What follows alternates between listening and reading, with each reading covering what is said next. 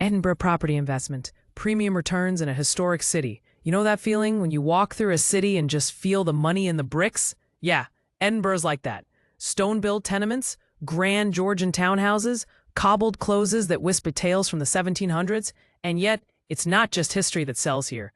It's the yields, the capital appreciation, the sheer magnetism of a city that keeps outperforming expectations. Honestly, Edinburgh is one of the rare places where charm meets ROI. And as an estate agent who's dealt with both shiny London penthouses and damp Midland semis, I can tell you, this city's on another level. Let's cut to the chase. Why are investors piling into Edinburgh like it's a gold rush? Well, a few things. Ridiculously strong rental demand. Students, professionals, festival goers, relocating techies. You name it, they want to rent here. I once listed a 2-bed flat just off Marchmont Road at 10 a.m. By lunch, we had 7 offers. 7. Half of them above asking. And it's not just the volume, it's the quality. Many of these tenants are long-term renters with serious stability. No messing about. Capital growth, it's been wild. We're talking about a city where property values have soared nearly 20% over the past 5 years. And even in the 2023-2024 slowdown, Edinburgh held up better than almost anywhere else in Scotland, or the UK for that matter.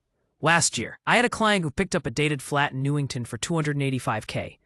They put in a modest $18K refurb, mainly kitchen, paint, lighting. Fast forward 10 months, it revalued at $360K. No joke. 3. Airbnb potential, but know the rules. Right, Edinburgh and short-term lets. A love-hate relationship. You probably heard about the new licensing scheme? Yes, it's stricter now and many rogue hosts are out. But that's exactly why legit. Licensed properties in prime areas like the Royal Mile or Stockbridge are absolute gold dust. A converted Muse house I helped source in 2019 pulls in $4.5K per month during summer. The owner doesn't even list it. The rest of the year, madness. 4. New build versus old charm. Pick your battle. Here's a fun debate I've had with many buyers. Go for a slick new build at Quarter Mile or grab a classic stone flat in Brunsfield.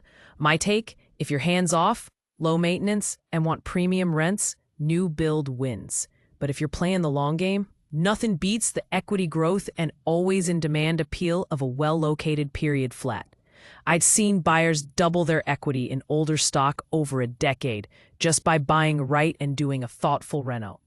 The student game is strong, with Edinburgh Uni, Napier, and Harriet Watt all clustered here. HMO properties are like catnip. I once managed a 4-bed HMO near the Meadows, where the students actually paid 6 months up front. No idea what their parents did for a living, but hey, I wasn't complaining. Still, a word to the wise. HMO licensing is tight. You need to be on the ball with compliance, fire doors, layouts, etc.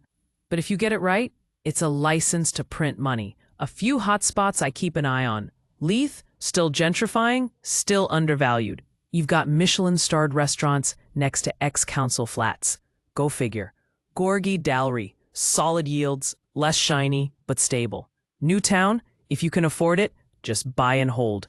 It's like owning a slice of architectural perfection. Portobello, each side living without leaving the city. Families love it. Here's something I tell every would-be investor. Edinburgh is small, but each pocket has a totally different vibe. Walk 10 minutes and the tenant profile, rental value, and capital growth can change completely.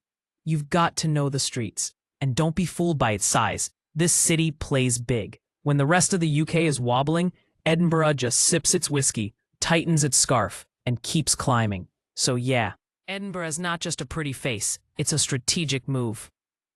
And if you know how to read the rhythm of its market and sidestep the usual rookie traps, it can reward you big time. That's all for now.